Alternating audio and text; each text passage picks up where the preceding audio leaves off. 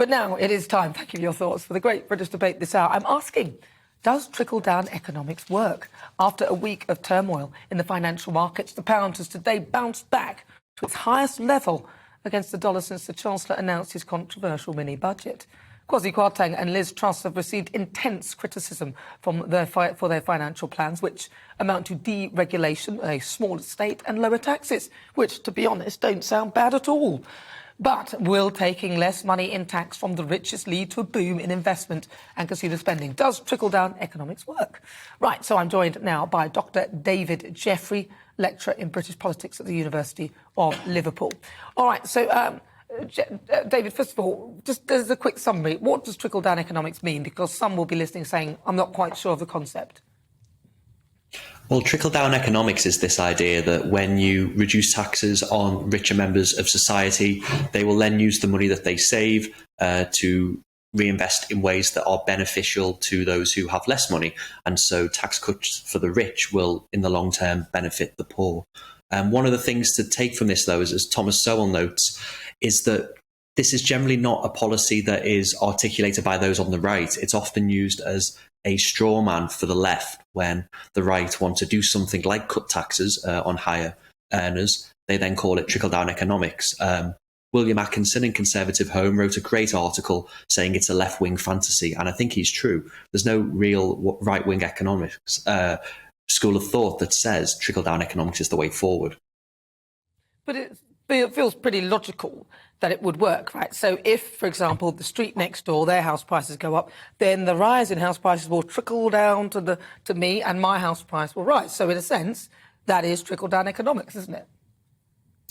Well, the benefit or the point of these tax cuts, I suppose, from the Trust perspective, is that they will spur more economic growth, which is taxable. So there'll be more investment, there'll be more economic activity, and the government can take its slice of that. And it's this old analogy of the pie. Instead of having a bigger slice pie, you grow the pie, you make the pie bigger. So a smaller slice will feed you just as well. It's that sense of if you grow the economy, you can tax that growth, and you can then have more income to spend on things like infrastructure, skills, the NHS, all things that will help boost growth further. So what do you think then, David? Do you think it'll work? Does her plan sound like it's worthy of anything? Oh, it's very bold, isn't it? It's the largest set of tax cuts in the last 50 years. I think Liz Truss is in a position now where we've only just over 2 years to go before the general election. These moves have to be big and they have to be bold. And I think they've certainly done that as a team with her Chancellor. But what is difficult to say is whether these reforms will have an impact within the 2 year time frame before the general election, or it might just be the case that actually what Truss does is set the groundwork for the next government to benefit.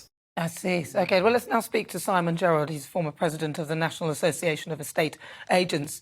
Simon, what do you make of the budget? I find it concerning, but nothing really we should be surprised about.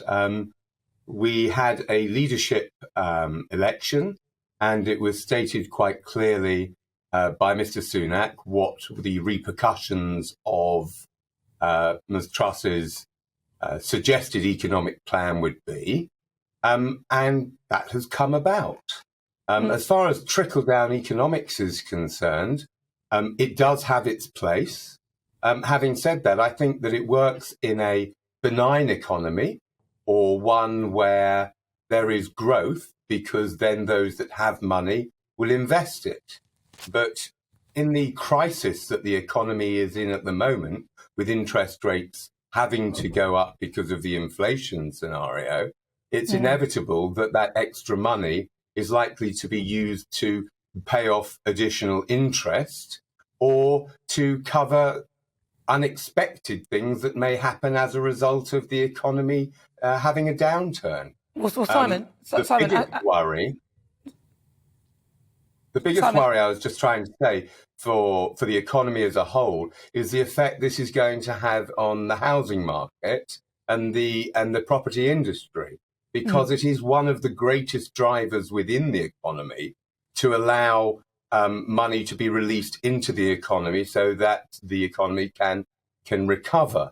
Simon, the issue that you have is that the property industry and the housing market is very much led by confidence rather than reality.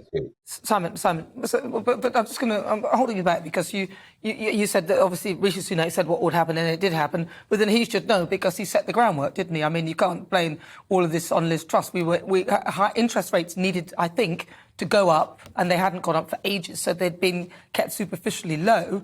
And a lot of savers weren't benefiting. I don't know whether these current hikes will help savers. I don't think the banks are passing the benefit on. But it does sound as though, I mean, would you say, I mean, this isn't all Liz Truss's fault. And as David pointed out, the next person who comes in may be the beneficiary of these plans. Yes, I agree. And although it's not Liz Truss's fault, how she reacts and deals with things is very important with regard to the confidence that I was just explaining in the market. Now, if interest rates are going up, it's important that other things are being addressed, especially as far as the majority of the populace is concerned, if you're going to have any confidence in the economy and it recovering.